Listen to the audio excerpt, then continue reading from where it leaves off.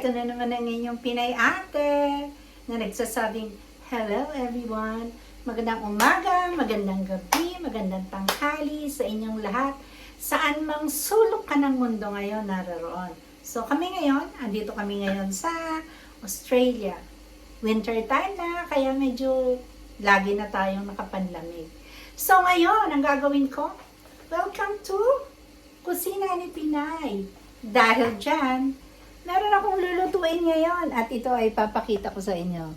Heto siya. Actually, ginigisa ko na siya. Ayan.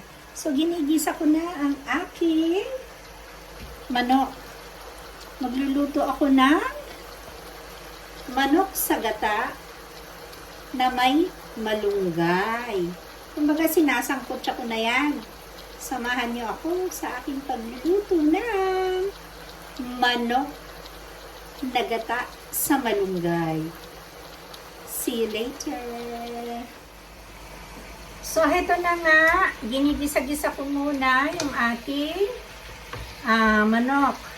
Bakit siya mapula? Kasi ang ginamit ko ay chili oil. Atsuete oil. So, wala pa siyang hindi ko pa siya ginigisa sa sibuyas, bawang, mamaya na yon. Isasangkot ko muna siya para mawala yung kanyang mga dugo-dugo, lansa. Yan. Dito ang aking kalan sa tabi ng kusina kasi mas maliwanag dito kaysa dun sa aking isang kalan na pinaglulutuan.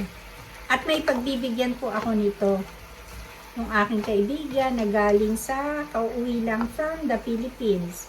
So, meron akong favor na hiningi sa kanya, inasa kanya bago siya umuwi. Meron akong pinadala. So, it's time to balik naman natin yung pasasalamat sa kanya. So, dumating na siya and we have a get together later. So, ayan, magkakaroon kami ng get together. May nakita kasi akong mga balabalahibo. So, ayan, kaya tinatanggal ko yung mga balabalahibo. Hindi kasi ako naglinis nito.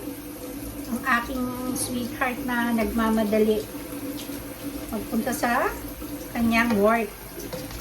So, ayan. At kailangan kong maluto ito bago mag 12 o'clock dahil ako po ay may car service today. So, ayan. Nililinisan ko habang niluluto ko, diba? So, ayan. So, ayan na guys.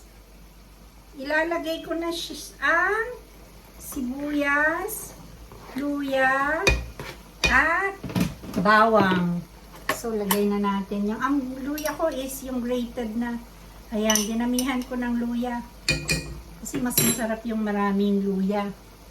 So, hahaluin lang natin siya ulit. Hahaluin ko lang. So, halo-halo lang siya hanggang siya ay lumambot. So, mamaya, tsaka natin ilalagay ang gata. Kainin, lutuin lang muna natin siya. Ayan. See you again! Ayan na, guys! Kuluan na! So, ang gagawin natin, meron na tayo rito coconut milk. So, ayan.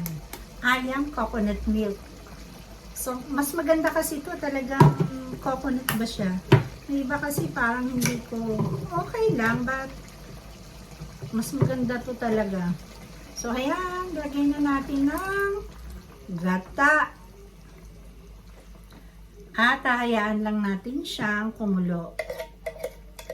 Siyempre, marami ang excess. Ano pang gagawin ko? De, siyempre, lalagyan ko ng konting tubig ang lata. Ayan. Para ang lata ay mix. Ayan na.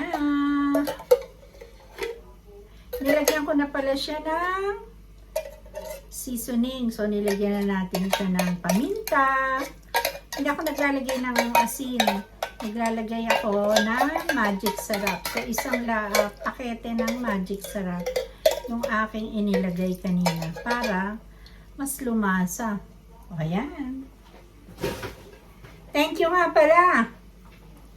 Shout out sa nagbigay ng aking moringa leaves kay Olga, my colleagues. Thank you so much, Olga, and thank you so much for watching, and also to Mala. Hello, Mala. Shout out to you.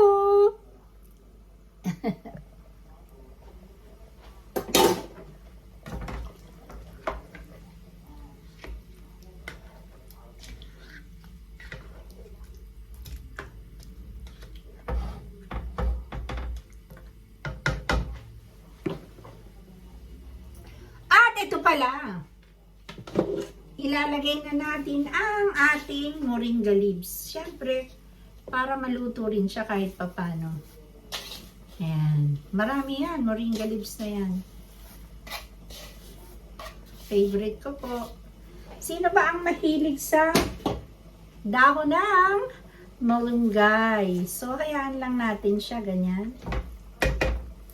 Pag kumulo,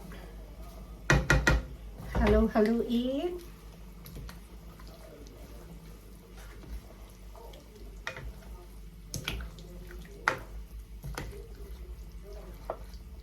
Yummy yan.